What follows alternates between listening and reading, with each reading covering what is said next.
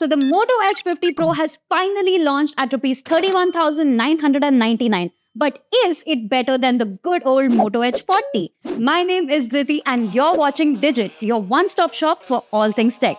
Which phone do you think will win this comparison? Comment below. So comparison shuru kare guys?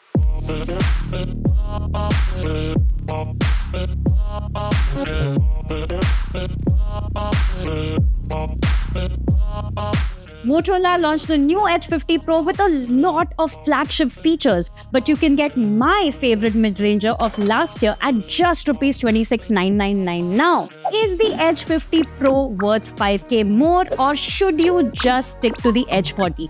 That is the question I'll be answering. If you're talking about specs, there are tons of improvements. You can see the key specs on your screen right now. Pause if you need to. So if we're just talking about specs, the Motorola Edge 50 Pro has improved a lot. You've got improved update policy with 3 years of OS updates, an added telephoto lens, a better 50 megapixel selfie camera, a higher resolution display, and faster charging. But let's see how they compare in tests and real-world usage. The build is very similar. Aluminium frame, leather back, yada yada. While the Edge 40 is a bit more compact, the texture of the Moto Edge 50 Pro's panel is much smoother and this camera module contour is more seamless. A win for the Edge 50 Pro. On paper, the display sees a spec bump with increased brightness and higher resolution, while the Edge 50 Pro is slightly brighter than the Edge 40 with a tested peak brightness of 1287 nits versus 1062 nits. The Edge 40's display actually looks richer when playing HDR content, with more striking color reproduction as you can see in the side-by-side test. A surprising win for the Edge 40. As for performance, the Moto Edge 50 Pro has an upgraded processor, but the Edge 40 performed better in the Geekbench multi-core and PCMark work tests. On the other hand, the Edge 50 Pro got better Antutu and Geekbench single-core scores. However, the GPU benchmark's performance is superior on the Moto Edge 50 Pro, which means it is better for gaming. Frame drops were rarer on the Edge 50 Pro in real-world gaming as well.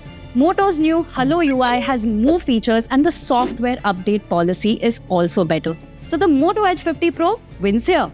As for the cameras, the primary shooter on the Motorola Edge 50 Pro does a better job with photos in daylight with much more sharpness, better dynamic range and slightly more natural colors. The AI algorithm Moto has implemented this time around is doing a good job. Also, the addition of a telephoto lens gives the Moto Edge 50 Pro an edge. An easy victory for the Motorola Edge 50 Pro. Even though the Edge 50 Pro has 100 mAh more capacity, the battery life was about the same as the Edge 40.